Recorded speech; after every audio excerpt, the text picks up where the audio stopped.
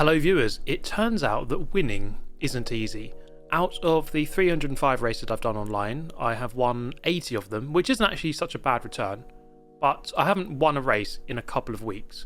I was hoping that this race would turn my fortunes around. It's a very unusual circuit, the centre version of Maggiore, but in Group 3 cars I was fairly confident that I could finally get back on the top step of the podium. So let's take a quick look at the circuit before we race it.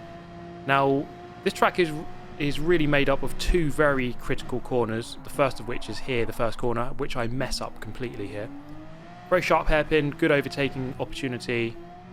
As we round out this section here, the first sector, coming up the hill into this very unusual left-hander, which is very easy to get wrong, and leads into the last two corners of the lap, which are both very slow corners.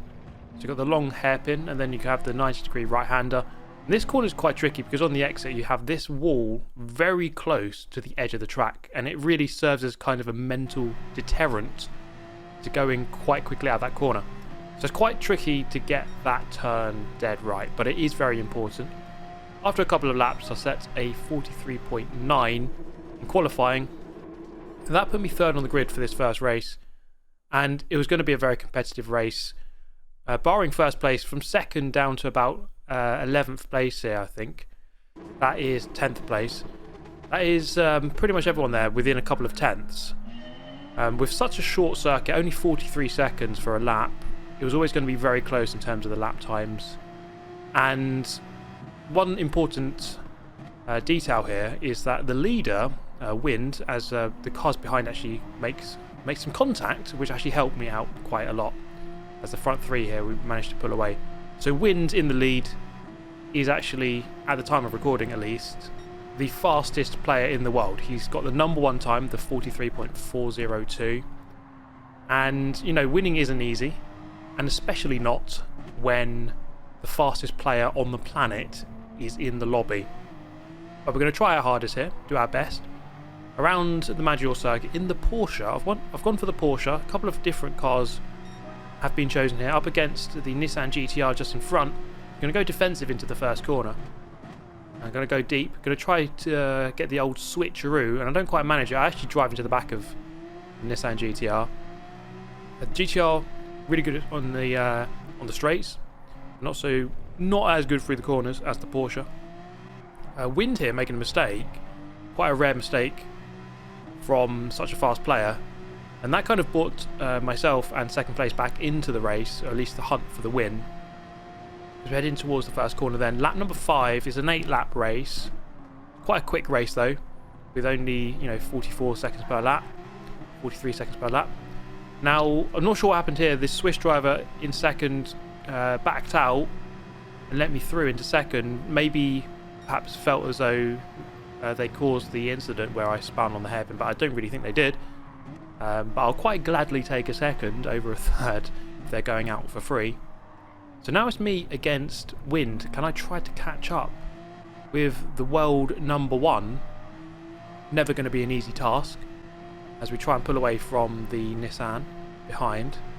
Across the line with 3 laps to go. The gap's about 1.1 to the leader. It's not going to be easy to reel that in, driving the Lexus RCF by the looks of it, which I don't think is a leaderable car for this track, but in the hands of a very capable player, it's always going to be a quick car.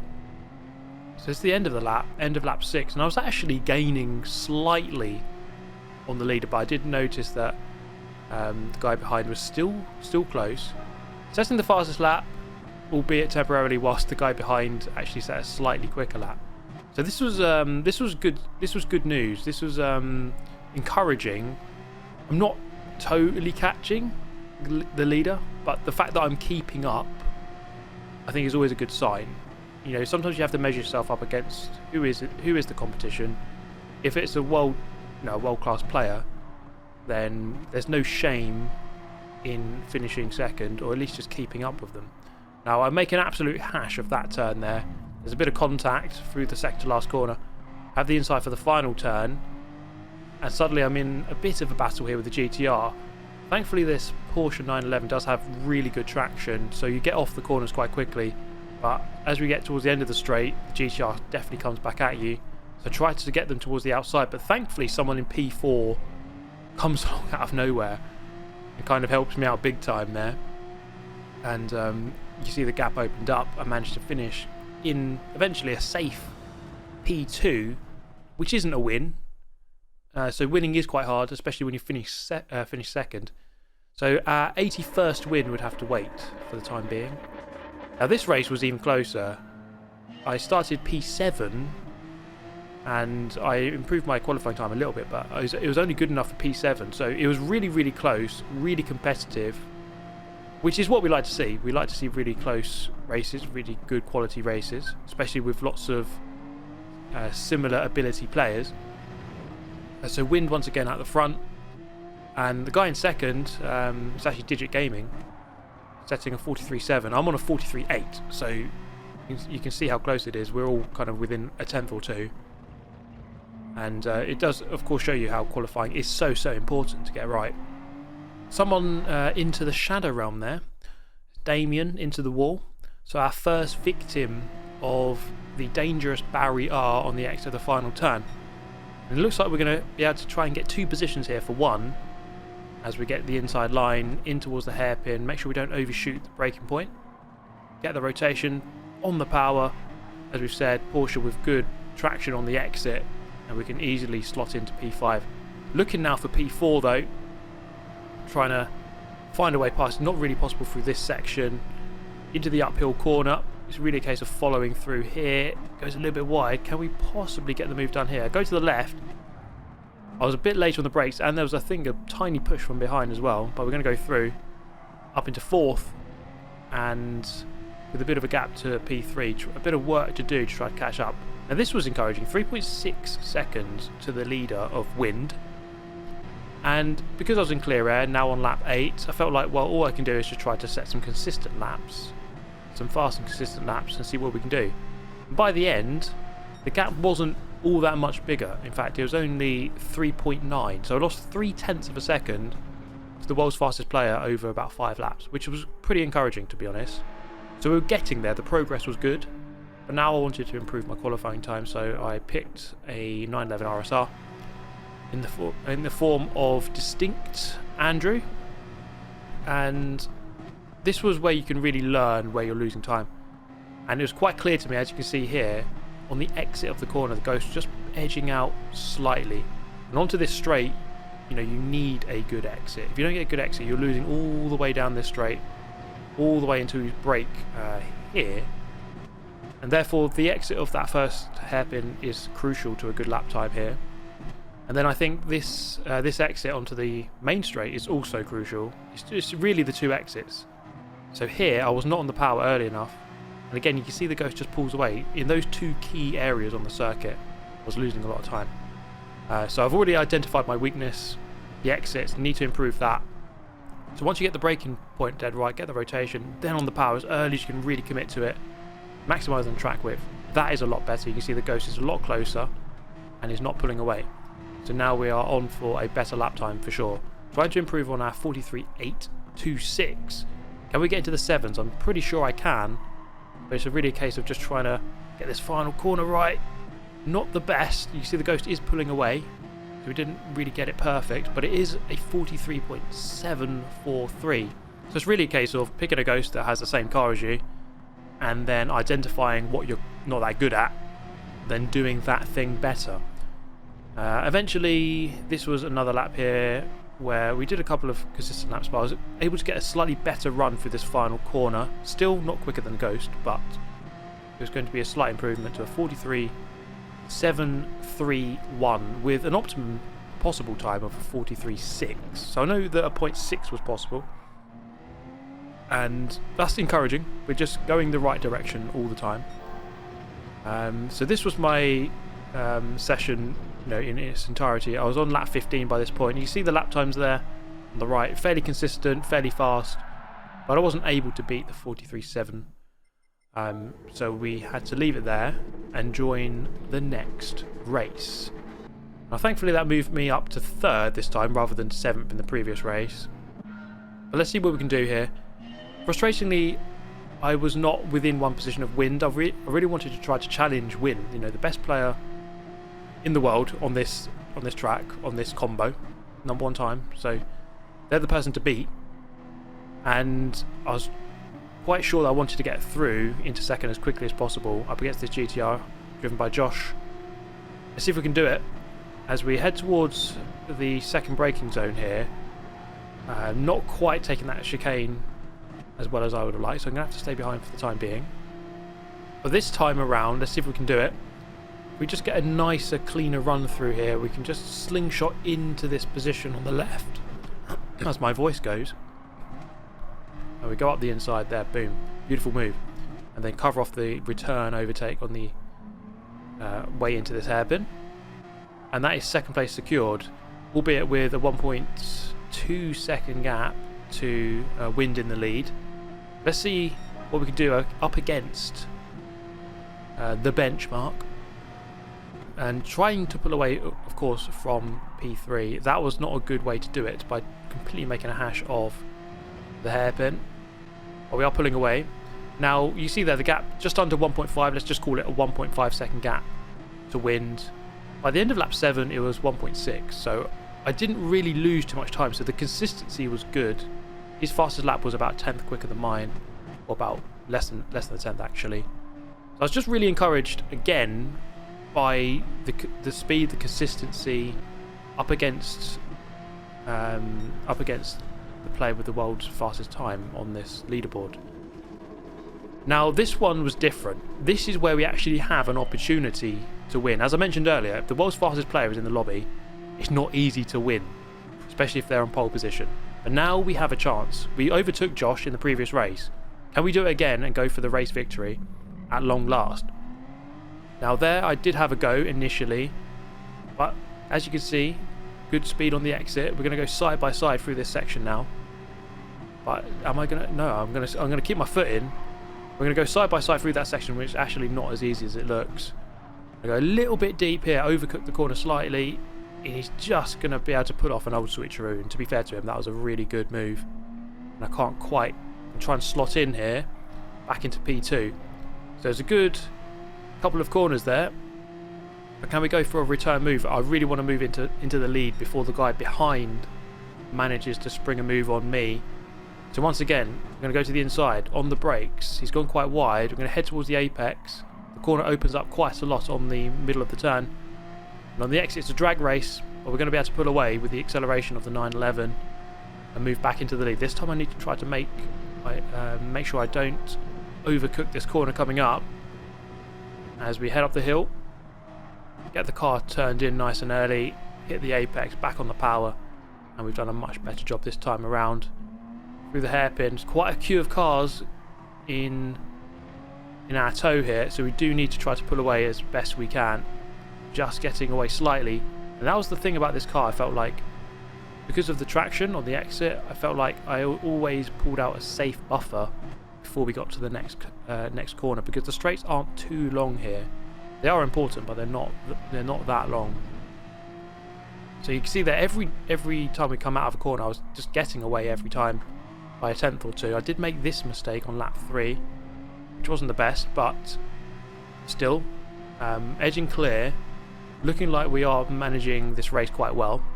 This is the end of lap 5, and the gap was over a second by this point, so Josh out of slipstream range, not quite able to get that free couple of tenths per lap that you'd get in the slipstream.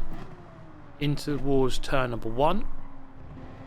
By this point, it felt very comfortable. The process of going into that corner, the braking point, the turning in point, the release of the brake, and then the rotation, and then the acceleration, it all just felt very natural. This was the right car for me around this track. I felt like I was in a good area, I was in a good zone in my mind, you know. And eventually, after 8 laps of racing, I just managed to pull clear and finally get that race win and pass the mission and get loads of respect, of course. The next race, let's take a very quick look at this one. It was kind of a similar race to the previous one, in the sense that I wanted to attack early. I mean, I just raced this guy. I know I'm quicker, in a sense, so I need to just do the job early and pull away as long as I can, as quick as I can, sorry. So I think the longer you leave it, the more comfortable they'd get, and therefore you want to kind of do it early. That's exactly what I did. Managed to pull away, almost going into the wall. Really easy to do. Quite, I shouldn't have pushed. The guy behind actually did hit the wall, unfortunately for them. And it was a sub 6 minute race, and it was our 81st and 82nd win in the online. Now, this race was quite an interesting one. I'll go through it quite quickly. So once again, having to overtake Josh at the start. We did that. And then we're up against Key 25. The man himself. Let's take a look, because unfortunately, the Shadow Realm comes calling at the most unpredictable of times. And, well, that time is now for him. Boom. There he goes. R.I.P. in peace, my friend. But his death is my gain. We move up into second. I managed to catch up with the leader. I was slightly quicker, but not by much. But it wasn't enough to win, but it was encouraging still. Now, over to Scott Speed. I know you're asking, how does Scott Speed filter into all of this? Well, I logged onto the account, quite quickly set a 43.6, which is quicker than my main account. Scott Speed is just, well, his name is Speed, so it's kind of obvious really, isn't it? Now this race I could go on for days about how, well, I won't go on for days. I won it by quite a way. And, there we go. The most American man on the planet, the speediest man, the GOAT, whatever you want to call him. He wins it by a mile. But back over to F4H Super GT, going for win number 3 on this combo. And it didn't take long to hit the lead, because the guy in second hit the leader through the first corner. I said, thank you very much for the double old switcheroo. The double old switcheroo, a rarity. It's hard enough to do a single switcheroo. But when you whip out the double, things are going well and they're going in your favour. Now, into the lead of the race. This was actually recorded on a different day. So I was not quite fresh as I was on the day before, and a bit of contact there. This is actually what happens quite a lot on this kind of race, because everyone's very close at the beginning. So there's a bit of bunching up, and it's just one of those tracks that lends itself to a bit of contact, because there's lots of very slow corners, and it just often happens. So I forced this guy to the outside as he goes for the return move. Try and park on the apex as best I can. There is a bit of contact here on the exit, but I do thankfully just about manage to get my foot down slightly earlier and retain the lead, although this one is quite different than the previous races. This one is a different challenge. We're very much under pressure now. So the earlier races I did against Josh, it's never easy to win. You still have to be at your utmost best to keep the concentration. But this one's certainly a test, there's no doubt about that. We've got very close guys behind. This Finnish driver, who I noticed was going for some big sends, and therefore I wanted to make sure this guy went to the outside, and he did. Forced him the long way around, where he just really can't go for that dive bomb. Keep it pinned on the inside. And unfortunately, that was a bit of a kerfuffle there, and I think inadvertently I ran him into the wall, although there's two alongside me, which I didn't realise at the time. But so as we head down the hill, and then back up the other side, back up this hill, trying to shake off the attention of the guy in P2. It's the Spaniard who I caught up with in 2 races ago. I know I've got the measure, but it's quite hard to pull away when someone's in your slipstream. It's really difficult to do that, and therefore sometimes you just have to live with the constant pressure that another player can deliver, and that's exactly what we're going to have to deal with here. In towards turn 1, lap number 4, and we're just really, once again, once we're in clear air, just really getting into that process of just setting those fast and consistent laps and not worrying too much about the person behind. End of lap 5, you see he's still there, 6/10 behind, but not really close enough to challenge, certainly not close enough to go for a move. We were trading fastest laps here. I would cross the line, set a faster lap, and they would cross the line and set a slightly faster one just behind, but thankfully the Spaniard wasn't quite able to catch up and go for a move, and I was able to win the race. Race win number 83 on this account, so a good couple of races for me, given that I hadn't actually added to that tally in quite a while. But the last thing I wanted to show you, for those who have stuck around to the very end, is my fastest lap, which is going to be an improvement upon the 43.731. And I'll just point out a couple of things that I found that I was looking for on this lap as you try to set the fastest lap possible. Now, on the entry towards the first corner, you're going to go over to the right hand side and brake just on this cross point between that line that goes across the circuit. Let the car rotate on the power as early as possible. You should be going out to this curb on the exit because of the power of the car, not because you're steering out there. So you really do need to get that exit, get the rotation, get on the power as early as possible. And here, braking just after that line that goes across the track before the curb, get the car in. If your left wheel grazes that orange curb, that's fine. Get the car in, left wheel's into the yellow ideally, then commit quite early to this final corner on the power, pretty much while you're on the curb. And that should see you get a good exit onto this straight. So really just have a couple of laps of that and just really get used to that feeling. 43.660. It was good enough, I think, for P50 in the world at the time of doing it. So overall, quite a good session, and I really enjoyed it. And I really hope you enjoyed this video. Thank you so much for watching. There's another one on the screen for your viewing pleasure. But in the meantime, have an amazing day. I shall see you next time. Goodbye.